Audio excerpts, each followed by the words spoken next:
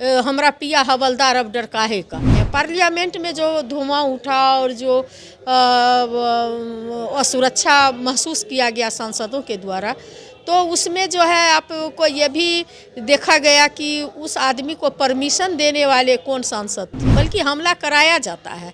और ये जो है जनता के सहानुभूति वोट को पाने के लिए कि जब से ये नरेंद्र मोदी जी सत्ता में आए हैं तब से कोई न कोई बहाना ढूंढते रहते हैं।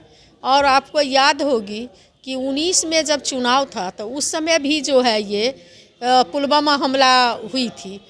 नमस्कार, मेरा नाम प्रिंस मिश्रा है और आप X24 देख रहे हैं। हमारे साथ उर्मिला ठाकुर हैं जो कि राजद के प्रदेश प्रवक्ता हैं। सर मैम, जिस तरीके से कल संसद भवन में जिस तरीके से अग्निकांड हुआ या धुआं उठा था, उसको लेकर के आप क्या कहेंगी? देखिए, ये तो देश के लिए दुर्भाग्य है कि जहां पार्लियामेंट में जहां इस देश की तकदीर लिखी जाती है, जहां इस देश के से जीत करके जाने वाले जो सांसद हैं जनता की आवाज़ बन के जाते हैं और वहाँ जब वो सुरक्षित अनुभव नहीं करे तो इस देश का दुर्भाग्य है कि जब से ये नरेंद्र मोदी जी सत्ता में आए हैं तब से कोई न कोई बहाना ढूंढते रहते हैं। और आपको याद होगी कि 19 में जब चुनाव था तो उस समय भी जो है ये पुलवामा हमला हुई थी।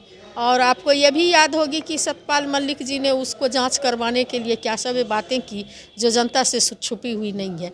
ये किसी न किसी बहाने से चर्चा के साथ साथ चाहते हैं कि देश में जो है हमको सहानुभूति वोट मिले और जनता को जो है जो जैनून सवाल है, जो मुद्दा है, उससे जो है जनता के ध्यान को डाइवर्ट करने के लिए जो इस तरह का कहीं न कहीं साजिश ये लोग कर रहे हैं। पार्लियामेंट में जो धुआं उठा और जो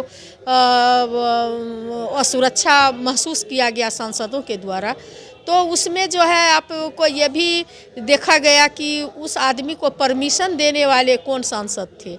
उसमें भी बीजेपी के ही सांसद थे, मैं नाम नहीं कहना चाहती।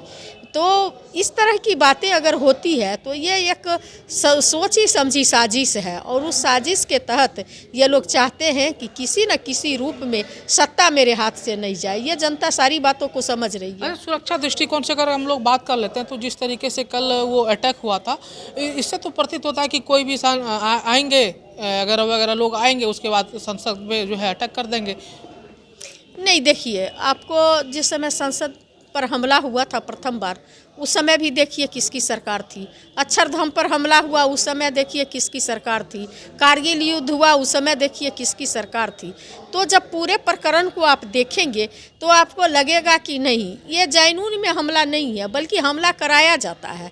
और ये जो है जनता के सहानुभूति वोट को पाने के लिए या जनता के दिमाग को डाइवर्ट करने के लिए। जहाँ तक सुरक्षा का बात है तो ये देश के गृह मंत्री के लिए तोहनी की बात है कि कोई भी एरू गेरू नहीं, बीजेपी के लोग जिसको चाहेंगे एरू गेरू को वो भी संसद में चले जाएंगे और जो चाहेंगे वो कर लेंगे।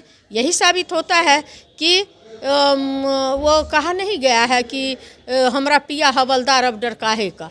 तो वही बात है कि उनका जो है हवलदार है, रखने दिए बंदूक बन के बैठे हवलदार। तो यही बात है कि जो लोग उनका है वो महसूस कर रहा है कि कौन क्या कर लेगा। हमारी सरकार है, हमारे प्रधानमंत्री हैं, हमको संसद ने लिख के दिया, हम जाएंगे, तो उनको कोई रोकने वाला नहीं है। उसी जगह अगर विपक्ष के कोई लोग जाएंगे तो ये लोग जाने के लिए नहीं देंगे।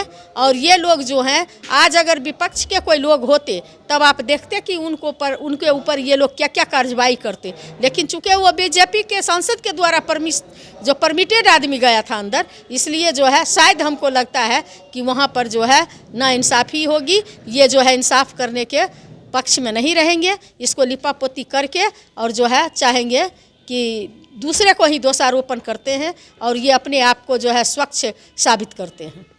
ये थे हमारे साथ राजद के प्रदेश प्रवक्ता उर्मिला ठाकुर, जिनको आप सुन रहे थे। ऐसे ही तमाम खबरों के लिए हमारे साथ बने रहिए, देखते रहिए X24। प्रिंस मिश्रा, पटना। धन्यवाद।